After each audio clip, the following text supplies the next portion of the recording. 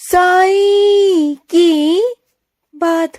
बच्चे, तुमने जाने अनजाने में ही सही मेरे बच्चे, लेकिन तुमने किसी अपने का ही दिल दुखाया है मेरे बच्चे। उसे बहुत बुरा लगा है। तुम्हारी मंशा नहीं थी वो, तुम्हारी वो चीजें नहीं थी, तुमने जानबूझकर कुछ नहीं किया, लेकिन जाने अनजाने ना तुम उसे दुख दे गए मेरे बच्चे। तुम उसे परेशान कर गए, और वही बातें ना उन्हें आज भी अपने दिल में चुभ रही है कि तुमने ऐसा कैसे कह दिया, तुमने ऐसा कैसे बोल दिया मेरे बच्चे।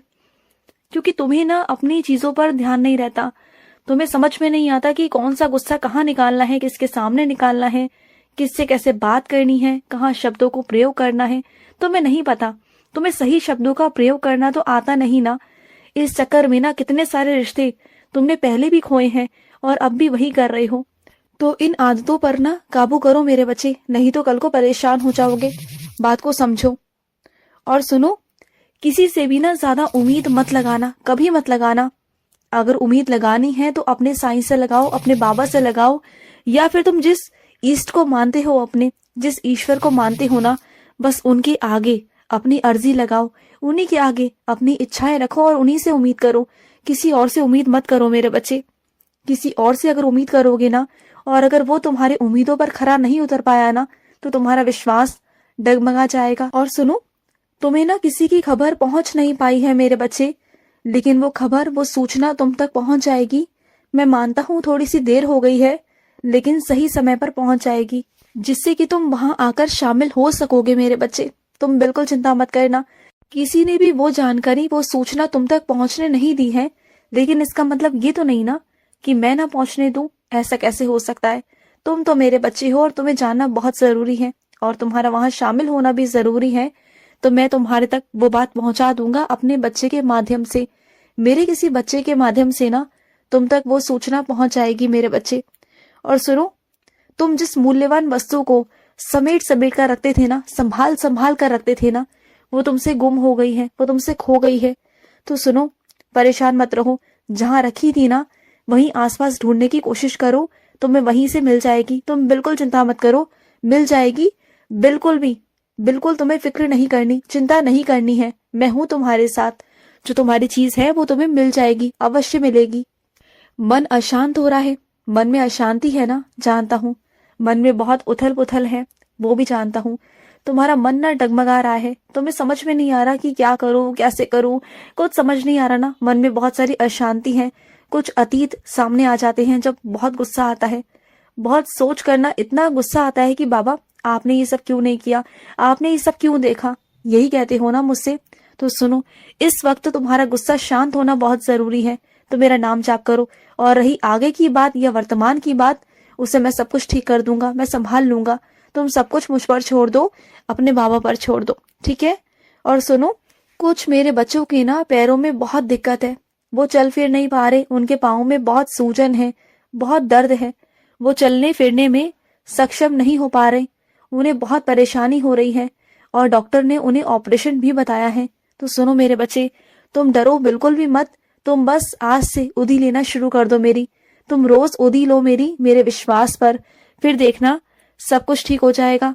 और इस हद तक मैं ठीक कर दूंगा ना कि ऑपरेशन की नौबत ही नहीं आने दूंगा मेरे बच्चे, बिल्कुल नहीं आने दूंगा।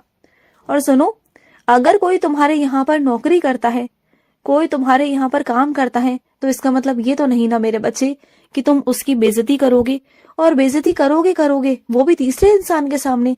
कितनी गलत बात है ये, तुम जानते हो ना किसी इंसान को कितना दुख पहुंच सकता है। हाँ, मानता हूँ तुम्हारा ओहदा बड़ा है उनसे, लेकिन इसका मतलब ये तो नहीं ना कि इज्जत तुम्हारी ज्यादा है उनसे। इज्जत तो बराबर है ना, हर इंसान की इज्जत है, हर इंसान का ओहदा है, हर इंसान का काम भी है, लेकिन इज्जत सबको प्यारी होती है मेरे बच्चे, सबकी इज्जत सबको प्यारी है। तुम किसी की बेइज्जती नहीं कर सकते, ये बहुत गलत चीज है मेरे बच्चे। जैसे तुम अपनी इज्जत को बचाते हो ना, अगर कोई तुम्हें आकर सबके सामने डांट लगा दे, तो क्या तुम बर्दाश्त कर पाओगे? क्या वो अपमान तुम सह पाओगे? नहीं सह पाओगे ना। तो इसी तरीके से मेरे बच्चे, वो इंसान भी है ना, उसे बुरा भी लगता है ना, उसे भी अच्छा नहीं लगता ना। वो तो अपनी तरफ से अच्छे से अच्छा करने की कोशिश करता है। अगर कभी उसे भूल चूक हो गई या कोई गलती हो गई तो माफ कर दो ना उसे, क्या हुआ, है तो वो इंसान ही ना। क्या तुमसे कभी कोई भूल नहीं होती? क्या तुमसे कभी कोई गलती नहीं होती? क्या तुम बिल्कुल सही हो? बहुत योग्य हो? मैं तुमसे जानना चाहता हूँ, तुमसे पूछना चाहता हूँ, क्या हर काम में तुम योग्य हो? नहीं ना? तो फिर क्या हर काम को तुम बहुत सही तरीके से कर पाते हो? क्या जिंदगी में तुम कभी कुछ भूले नहीं क्या करना? बोलो। सिर्फ इस चीज का घमंड है ना कि तुम मालिक हो और वो नौकर है। ये बहुत गलत बात है मेरे बच्चे। मुझे तुमसे ये उम्मीद बिल्कुल भी नहीं थी। अगली बार जाओ ना तो उससे माफी जरूर मांग लेना, और ये सोचकर मत मांगना कि किसी छोटे इंसान से तुम माफी मांग रहे हो। ये सोचकर मांगना कि वो इंसान है और तुम भी इंसान हो, और मेरी बनाई दुनिया में सारे इंसान मेरे लिए बराबर है। समझ गए ना? तो आइंदा से किसी की बेइज्जती करने से पहले, अपमान करने से पहले ना 10 बार सोच लेना। और मैं अपने कुछ बच्चों को ना बहुत सारी शाबाशी देना चाहता हूँ। मुझे बहुत खुशी है मेरे बच्चे, मैंने देखा है तुम्हें, जब तुम रास्ते पर निकलते हो ना तो रास्ते पर कई ऐसे व्यक्ति भी होते हैं जो विकलांग होते हैं, जो चल नहीं पाते, जिनके हाथों में दिक्कत होती है, लेकिन तुम उनका हाथ पकड़कर, उन्हें पकड़कर तुम एक रास्ते से दूसरे रास्ते की तरफ पार करा देते हो, तुम उनकी मदद करते हो। और तुम्हारी ये मदद मुझे बहुत पसंद आई मेरे बच्चे, बहुत बहुत। तुमने तो मेरा दिल जीत लिया मेरे बच्चे। तुमने वो काम किया जो मेरे बच्चे को करना ही चाहिए था। मुझे तुमसे यही उम्मीद थी और तुमने यही काम किया मेरे बच्चे। और सुनो, अपने बच्चों को भी ना आदत डालो सुबह उठने की मेरे बच्चे। जैसी उन्हें आदत डालोगे ना वैसी आदत उन्हें डल जाएगी।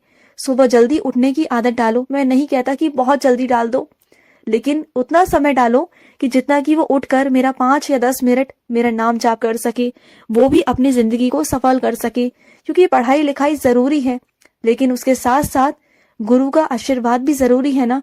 तुम्हारे बच्चों का जिस गुरु पर विश्वास है, जिस नाम पर विश्वास है ना, उन्हें वही नाम बुलवाया करो, उन्हें रटाया करो, बोला करो कि वो बोले। और सुनो, तुम मेरी आरती में शामिल होना चाहते हो ना, तो मैं तुम्हें इस बार अपनी आरती में ही शामिल करूंगा। और कैसे करूंगा ये तुम मुझ पर छोड़ दो, तुम परेशान मत हो, ये सब कुछ मुझ पर छोड़ दो, मैं कर लूंगा। और तुम तैयारी शुरू कर दो मेरे बच्चे। तुम्हारे घर में जो जश्न होने वाला है ना, उसकी तैयारियां शुरू कर दो। और तैयारियां शुरू हो भी गई है ना कई हद तक। तुम्हें लग रहा है ना कि बाबा कैसे होगा, क्या होगा, सब हो जाएगा। और इतने अच्छे से होगा ना, इतने अच्छे से सब कुछ निपटाऊंगा कि तुम खुद सोचते रह जाओगे कि ये कैसे हो गया, क्या हो गया। और तुम्हें खुद पे अपने ऊपर आश्चर्यचकित होगे कि वो सारा भार तुमने अकेले ने संभाल लिया। इतनी शक्ति दूंगा तुम्हें, इतनी शक्ति दूंगा कि तुम सारा भार, 10 लोगों का काम तुम अकेले संभाल लोगे, तुम देख लेना। और सुनो, जब बाजार जाते हो ना तो सूची बनाकर जाया करो। अगर एक बाजार का काम होता है ना तो बार बार चक्कर ना लगे मेरे बच्चे, क्योंकि तुम एक बार जब सामान लेने जाते हो ना तो फिर भूल जाते हो, फिर दोबारा से लेने वहीं जाते हो, फिर दूसरी तीसरी बार फिर वहीं भागते हो तुम बार बार। एक काम को करने के लिए तुम एक जगह पर ही कम से कम 2 से 3 बार हो आते हो। ये तो बहुत गलत है ना। तो एक काम किया करो ना, तुम्हें अगर याद नहीं रहता, कोई दिक्कत है, तो तुम ना पहले से ही सूची बनाया करो कि इस बाजार की ये काम है, उस बाजार का ये काम है, तो तुम्हें कभी दिक्कत नहीं आएगी और एक ही बार में तुम्हारा सारा काम होगा और तुम्हारा वक्त भी बचेगा। मेरी बात को गौर करना, मैं तुमसे कह रहा हूँ मेरे बच्चे कि तुम ना अपने वक्त को बचाना सीखो। और जितना तुम वक्त बचाओगे ना तो उस वक्त में तुम और भी अपने कुछ अलग काम कर सकते हो। जो तुम्हारे बहुत दिनों से अटके हुए काम है ना, तुम उन कामों को निपटा सकते हो। इन कामों की वजह से ना, ये फालतू कामों की वजह से तुम जो अपने जरूरी काम है ना वो नहीं कर पा रहे हो, तो उन कामों को करो। और सुनो, किसी भी कागज पर ना बिना सोचे समझे, बिना पढ़े उस पर अपने हस्ताक्षर बिल्कुल भी मत करना।